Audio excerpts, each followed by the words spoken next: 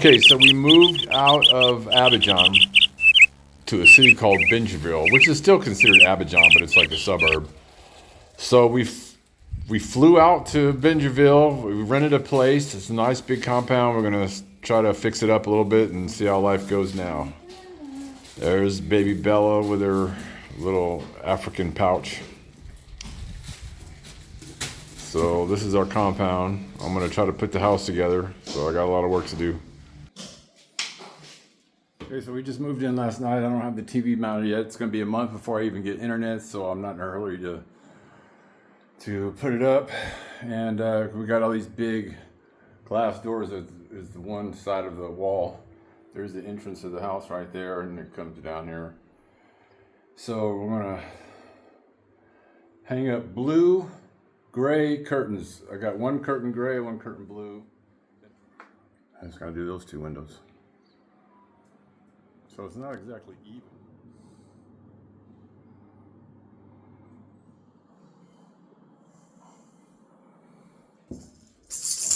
I've got the power's out. So we come outside.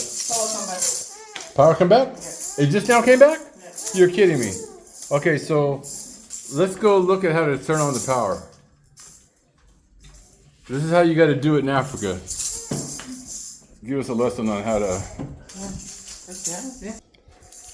You're African girl. Mom. Yeah, get up there, Puka. Go give me some electricity. You got the number? Your phone? I said that you gotta look at your WhatsApp. I'm recording. I can't look at it. You gotta come outside to this little box. You gotta charge it up as you go. It's like pay as you go electricity. So weird.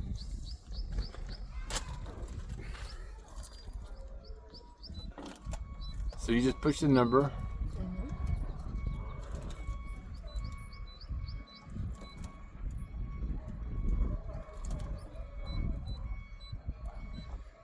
So you just buy this number at a vendor?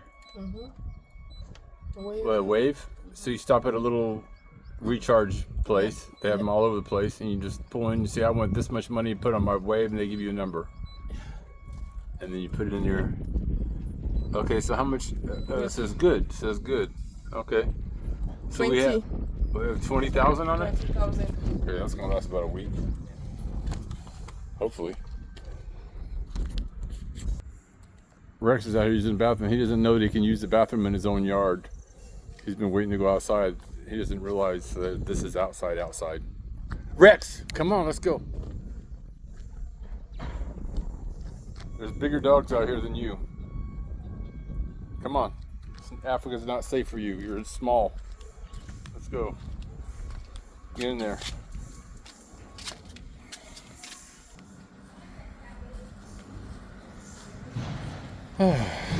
Finally. Been out without electricity for like 2 hours.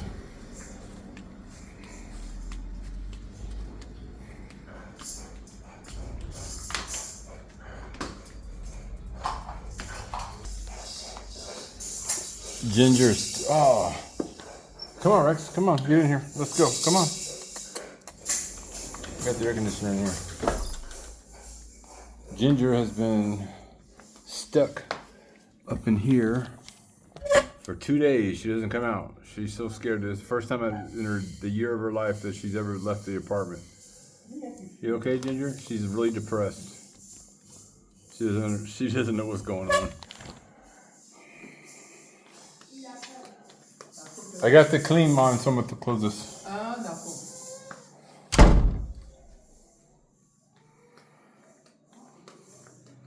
We got the TV mounted. Now I just got to put this on. Okay. Still a mess in here. Look, Rex got all this yard. He still sits here next to me. Go play, Rex. It's nighttime in our new place in Bingerville.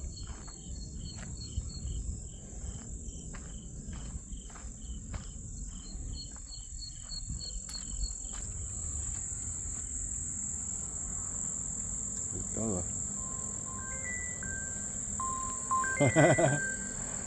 She's looking.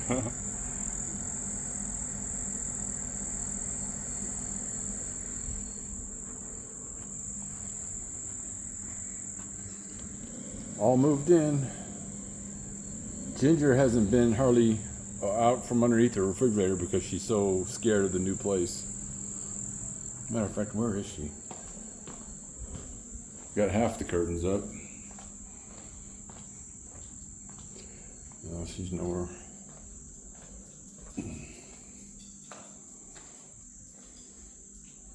Keep the stove outside because it heats up the house.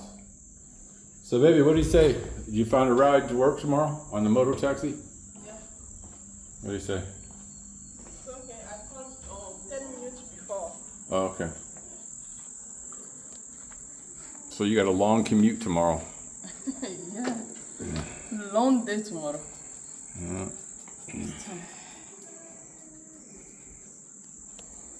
Okay, let's go.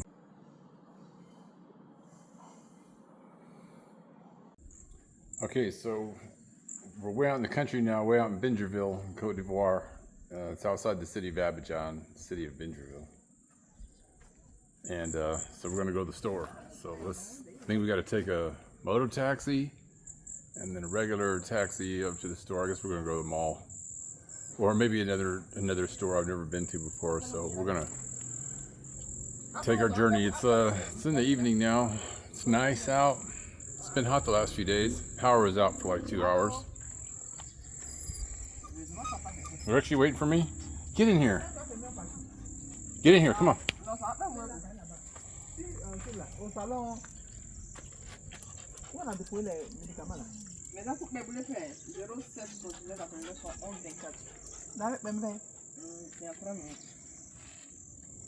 Are we taking a motor taxi? Yeah.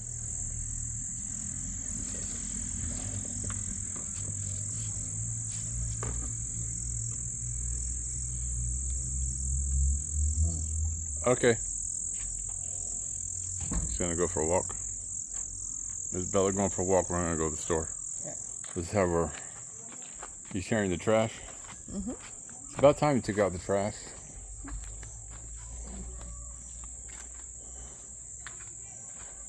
So we gotta walk up here and find a motor taxi, right? Mm-hmm.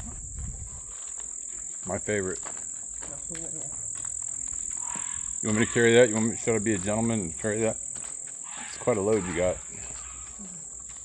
And you got a nice trash bag.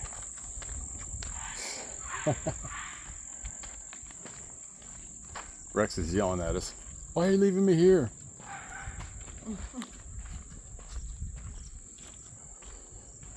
All these houses, these are like townhomes, I guess, being built. City. Yeah. City. So pretty soon they have the roads in. It's small roads though. But they got lights in. They got the infrastructure of the neighborhood going up. Mm-hmm. So pretty soon, this is nice. This is a nice 1 year, house. 2 years, many people here. Yeah, it's gonna be a nice big neighborhood. See, I can't take Rex up because look at these. This is why people are scared of dogs in Africa. You got these wild dogs up here. Let me get up here. It's my dead dog. Hey, Rex. Rex perfume. See, this is why people are scared of dogs in Africa. Look, Yeah. a gang of dogs coming up on us. Who are you barking at? See, and like if we would have took off running, they'd start chasing us. That's why you can't run from dogs. Hey, Pooch, what you doing? Hey, Mama. Hey, puppy. Who are you barking at? Dog, Rex. You know, I feel pretty safe out here, but it's a country and I'm white. I stick out like a sore thumb.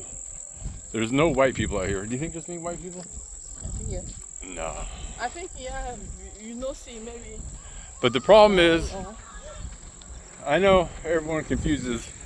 Africa's a big continent. Cote d'Ivoire is pretty safe, for the most part. Even though I got home invasion here at one time, sort of. It's on one of my other videos. But because I stick out like a sore thumb, I'm always checking I'm always very, very aware of my surroundings. We gotta walk out on this dirt road. We gotta go take out the trash. This guy's looking at me. Hey, what the taxi man call me today? He called me Blanc. Monsieur Leblanc. Can you imagine calling, hey white guy? So funny. So this is our trash. Now, I know this looks junky, but this is just because it's a new area. So you got a lot. It's just like a small landfill. I wouldn't be surprised if it's built on a landfill.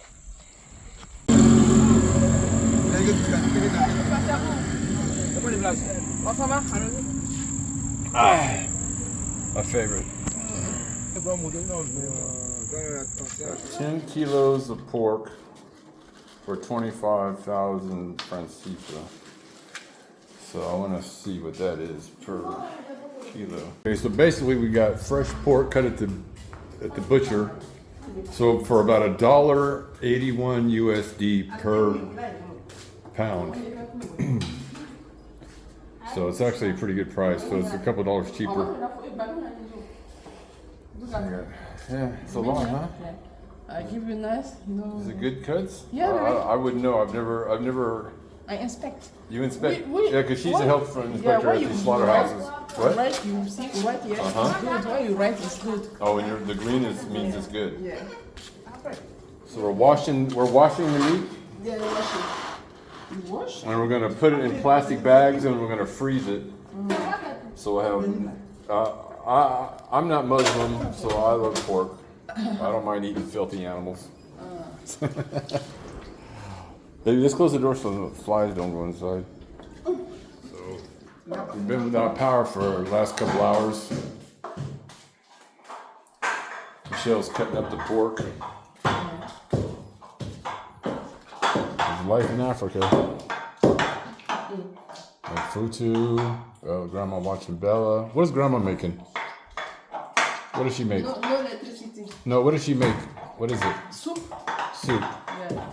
Fufu? Tomatoes, onion, and garlic. Okay.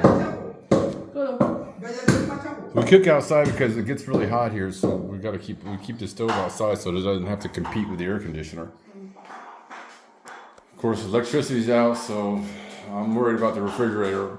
I need to get a backup generator, I'm sure. It's yeah, the power's out in Bingerville, so.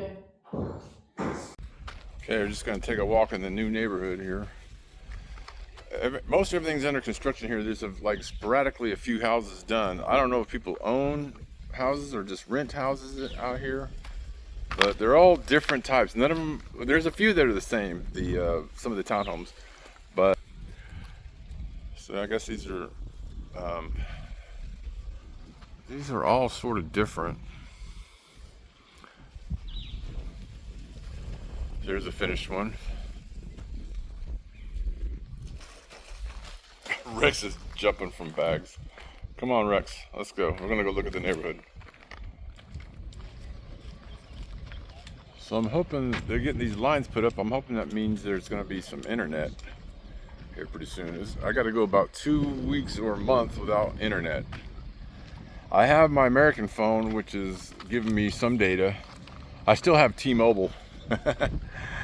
And I get unlimited data, but over here data is like 3G. It's super slow. So they're putting in these lines. Thank God. It's such a new area. So they got apartment complexes. Their zoning out here is crazy, which is I guess it's good because you can just buy a plot of land and then build whatever you want. So all the houses look like castles or fortresses with walls around them, just like my place. I gotta remember how to get back here. All these dirt roads look the same. Kind of lost out here.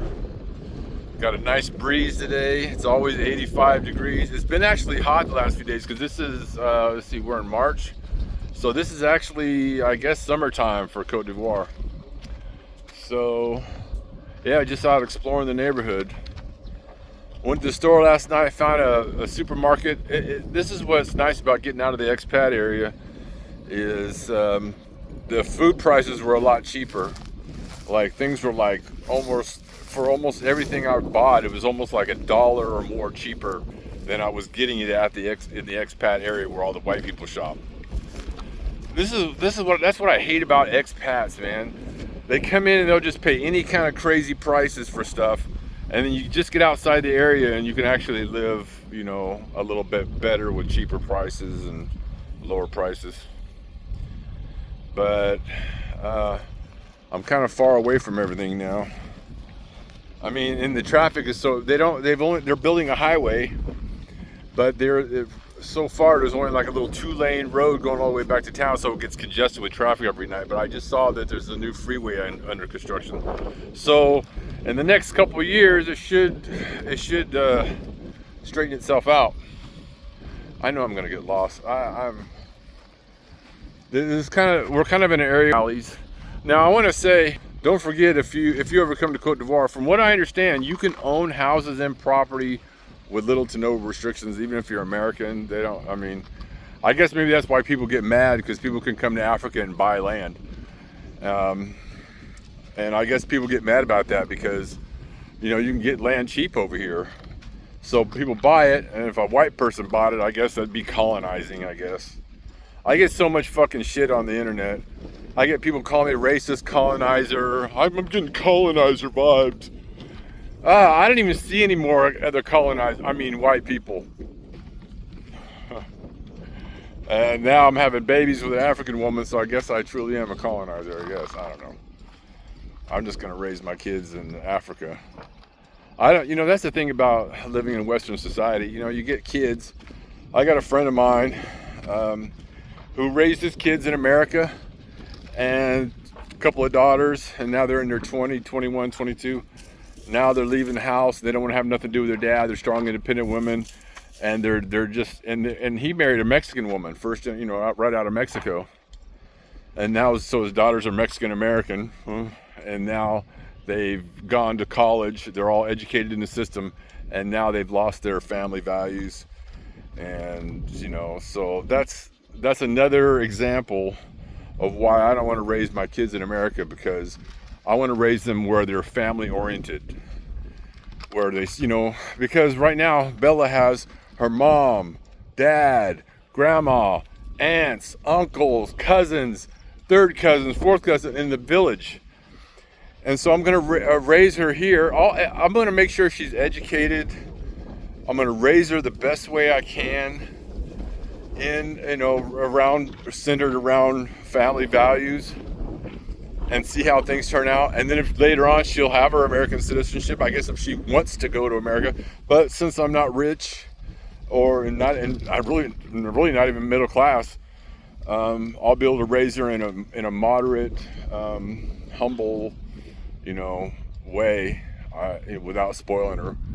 I'm going to do my best to raise her the best I can. I don't even know what that means.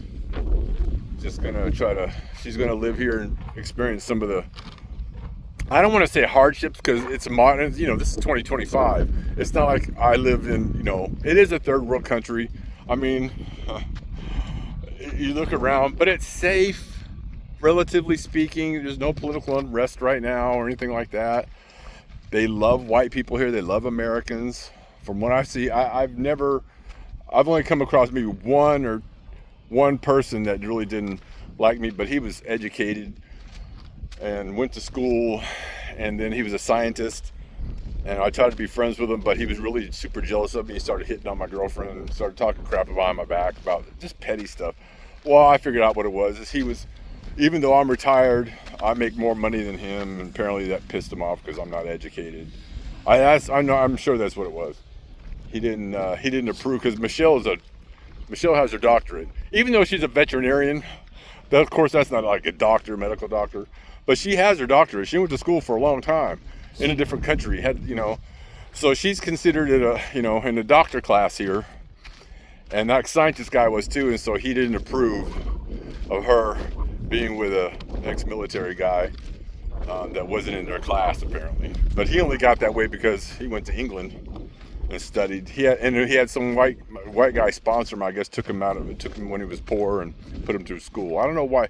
I think white people love to give charity like that. They love to sponsor some child, send them to school, and then they get educated, and then they realize they don't get treated. You know, when I go to restaurants, I got treated a little bit better than him, and that really pissed him off because they seated me first, and he's a doctor, and that really burned his hide. Some people, man, their own worst enemies. I stopped being so. I've had a couple instances where I've had to cut off friendships, but So back to square one, just me